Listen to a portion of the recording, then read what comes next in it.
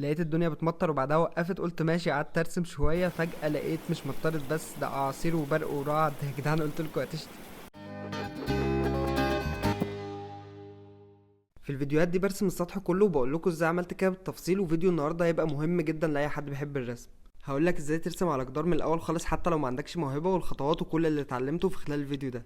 وفي الفيديوهات اللي فاتت رسمت اجزاء كتير وركبنا حاجات خلت السطح مريح وعملي في نفس الوقت، وهكمل النهارده وارسم الاوضه دي كامله. علشان كده فضيت كل حاجه من قدامها، والاوضه كانت مدهونه اصلا بس هدهنها تاني كلها وش سيلر، وفايدته انه طبقه اساس بيخلي اللون يمسك اكتر على الجدار وبرده يبقى فيه تشبع في الالوان، وده شكل القلبه بتاعته. وقلت ادهن الباب كمان وادخله في الرسمه، وابويا لو عرف هيحطني مكان الباب.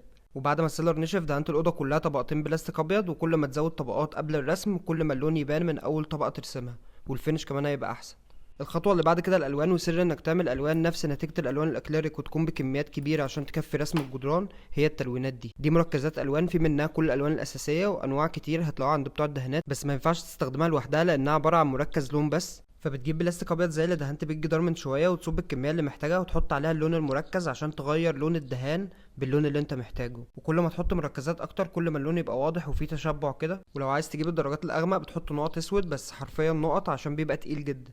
وتقدر تبدا الاول بالالوان الاساسيه تبقى سهله جدا، وبعد كده تستخدم دايره الالوان عشان تعمل الدرجات الاصعب، ومع الوقت هتقدر تطلع اي درجه اول ما تشوفها. وهنا انا بعمل الاول اغمق درجه بكميه كبيره، وبعد ما اعمل الدرجه اللي عايزها بالظبط باخد منها شويه في كوبايه وازود ابيض علشان يبقى عندي الدرجه الافتح من نفس اللون، واخد تاني شويه وهكذا لحد ما اوصل لكل الدرجات بكميات كبيره، وبرقم الدرجات عشان يبقى سهل بعدين. بس اصلا الديزاين اللي انا مختاره درجات الالوان فيه معقده شويه، فانت عادي ممكن تبدا بديزاين يكون بالالوان الاساسيه في الاول. وبعد المدعكه دي عملت اكتر من 25 لون وبهدلت الدنيا خالص، فابقوا فرشوا حاجه الاول.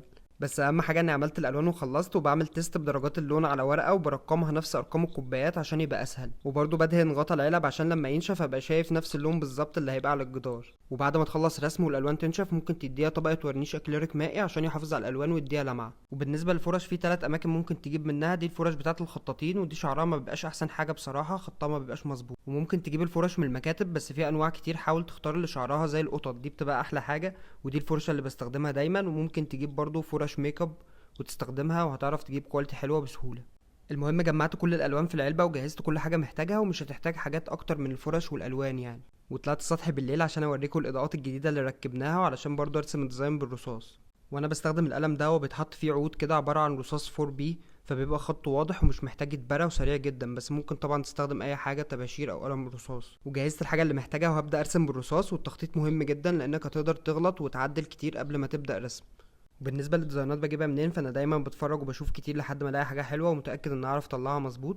وبستخدم بنترست، هو زي جوجل كده بس للرسم اكتر. وفي الفيديوهات اللي فاتت كنت بعمل الديزاين على الجدار اصلا بالفوتوشوب عشان يبقى عندي تخيل كامل وبرده الجدار يطلع مظبوط 100%. والحوار ده مفيد جدا، كنت عملته مع لوحه الموناليزا وحولتها جداريه بديزاين مودرن ورسمتها عندي في المرسم، وعملته برضه في عمود فرعوني كنت عامل التلات وشوش بتوعه عشان يطلع نفس المقاس بالظبط. بس اللاب جاب بورده فعملت الديزاين على الموبايل عشان اتخيل بس. وبرضه ممكن تستخدم بروجيكتور في التخطيط، بس انا في الفيديو ده بخطط فري هاند من غير ما استخدم حاجه خالص. وفي ديزاينات كتير هتلاقيك قادر ترسمها عادي، بس ده بيطول جامد طبعا لدرجه ان الشمس طلعت عليا. بس الحمد لله خلصت رسم كل حاجه، والاوضه لما هتكمل هتبقى 3D والجدارين مكملين بعض، هتبقى جامده بجد. ومجهز هنا باليتة الالوان والهكس كله، ويلا نبدا. واول حاجه هعملها الدرجات الاساسيه الاول بتاعه الخلفيه، وبدات بالجزء اللي فوق علشان لو وقعت حاجه محدش يزعل عليا، وبرضه علشان لما اخلص الالوان اللي في الخلفيه هتبدا التفاصيل تبان اكتر. وكنت مهتم جدا الاوضه دي يطلع شكلها حلو لان ده اكتر مكان باين في السطح، وبرضه الفيديو ده مهم جدا بالنسبه لي. وهنا قلت اكمل الخط ده وادخل الشباك كمان في الرسمه علشان كان متبهدل جدا، وعشان ابقى رسمت الاوضه كامله ببيبانها وشبابيكها.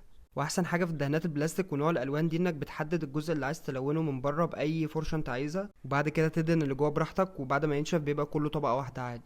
بس لازم تبقى مجهز الجدار كويس زي ما عملنا في اول الفيديو عشان اللون ما يبقاش مشبح كده وباهت ويحتاج طبقات كتير عشان يظهر. وكنت عايز اقول لكم الخلاصه في موضوع الرسم كمان، بس قلت استنى لما اجي اعمل التفاصيل ويبقى في رسم كتير عشان الشرح يبقى باين اكتر.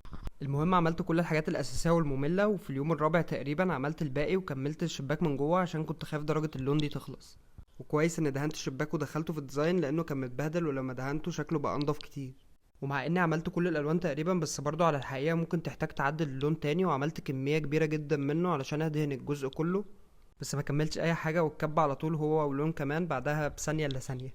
عادي نضفت الدنيا وكده كده البلاستيك بينضف بسرعه، وجيت اليوم اللي بعده بكوبايه شاي عشان المخمخه وبدات ارسم طبقات الاخضر، وكملت الالوان لحد الارض وبرده لونت العتبه نفس اللون، وعملت بقى كوبايه قهوه عشان المزمزه، وكملت باقي خلفيه كل الجدران تقريبا عشان الرسم يبان بعد كده، وبرده دي اكتر مرحله متعبه في الفاضي. وده كده الشكل، بتهيالي التفاصيل بدات تبان شويه بس انا لسه ما عملتش حاجه وشكل الدنيا هتمطر عليا. المهم جهزت درجات الاحمر، هعمل اغلب فروع الزرع بالاحمر، بس النتيجه هتبقى غريبه وجامده جدا في الاخر. وزي ما قلت لكم في الاول كنت برسم الحدود الخارجيه بفرشه مريحه وانا متعود عليها، وبعد كده بدهن الجزء اللي جوه بفرشه اكبر، وبعد ما تاخد اللون بالفرشه لازم تمسحها كويس من الناحيتين عشان ما يبقاش فيه لون زياده في الفرشه، والحوار ده لازم تعمله كل مره تاخد اللون. وكمان لازم تسند بصباع ايدك الصغير او اخر صباعين كمان، ده هيفرق جدا في ثبات ايدك وهيخلي ارتفاع الفرشه عن الجدار ثابت طول الوقت. وعلشان اثبت لكم ده الرسام اللي بيرسم الخط على عربيات الرولز رويس، الراجل بيسند بثلاث صوابع. وبرضه لو لقيت الفرشة فيها أي شعراية طالعة أو جزء زيادة لازم تشدها أو تقصها بالمقص، وتحافظ إن شعرها دايما يبقى متساوي. وأنا هنا مع كل خط باخد تاني من اللون عشان دايما الفرشة يبقى الخطوط بتاعتها حادة ومظبوطة. وحاجة مهمة جدا برضه، طول ما انت بتشد الخط لازم تبقى كاتم نفسك خالص، ده هيفرق في ثبات جسمك.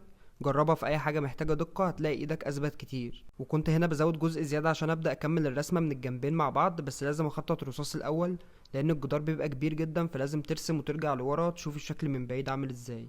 وما تخافش خالص انك توقع الوان او تبوظ حته من الجدار، لان طالما انت محدد درجات الالوان بارقام زي ما عملنا في اول فيديو هتقدر تصلح اي حته باظت منك عادي. ويا ريت يعني الرغي بتاعي ما ينسناش الجداريه التحفه بتاعتي اللي داخل في اليوم الخامس ولسه ما قربتش اخلصها حتى، بس الحمد لله طالما دخلنا في التفاصيل والشكل بدأ يبان بتحمس انا بقى بالحوارات دي. وجيت اليوم اللي بعده بس بالليل، وعايز اقول لكم ان كده خلصت الطبقات الاساسيه، بس اللي جاي جامد. قعدت اعمل تفاصيل الفروع والظل والنور، ورسمت الورق بتاع الزرع اللي تحت وشويه تفاصيل كده بروقان عشان الجو حلو، بس انا اصلا ما بحبش التصوير بالليل، علشان كده جيت بعدها بيوم الصبح وحرفيا انا شفت كل فصول السنه في الفيديو ده. لقيت الدنيا بتمطر وبعدها وقفت، قلت ماشي قعدت ارسم شويه، فجاه لقيت مش مطرت بس ده اعاصير وبرق ورعد. يا جدعان قلت لكم هتشتي. وانا واقف بس اطمن الالوان سيلت على شقة عمري ولا عادي، بس الحمد لله كله تمام، وحتى الماء اللي عليه بعد ما نشفت رجع زي الاول وعادي ولا كأن حصل حاجه. فرشنا ومزكتنا وقعدت اكمل كام حاجه قبل ما ارسم بالاسود. وبجد اللون الاسود وتخطيط الحدود الخارجيه بفرشه ده احسن حاجه في الرسم على الجدران، وبيحدد ملامح الرسمه كده، ودي احلى مرحله بالنسبه لي اصلا. وحاول وانت بتخطط تستخدم فرش صغيره جدا، ولازم تهتم بثبات ايدك جامد طول ما انت بتستخدم الفرش الصغيره. والمرحله دي بتاخد وقت شويه لان انت هنا كانك بترسم لوحه، وخلي بالك عشان الغلطه هنا بجدار باظ. والاوضه دي عامه انا قعدت اكتر من 8 ايام برسم فيها وممكن اكتر ما بقيتش اعد، فالرسم عموما بياخد وقت جامد، بس ممكن تبدا بحاجات اصغر بكتير. طبعا انا اللي فتحت على نفسي فتوحه جامده، وهنا كنت بدات اجمع بين الجنبين وارسم حاجات مشتركه علشان كنت عايز اللي يبص على كل جدار بديزاين معين، بس من بعيد الشكل يبقى مكمل بعضه ويدي منظر كامل. فعدلت على كام حاجه، وعلشان اللون كان تقيل جدا فكان الموضوع سهل.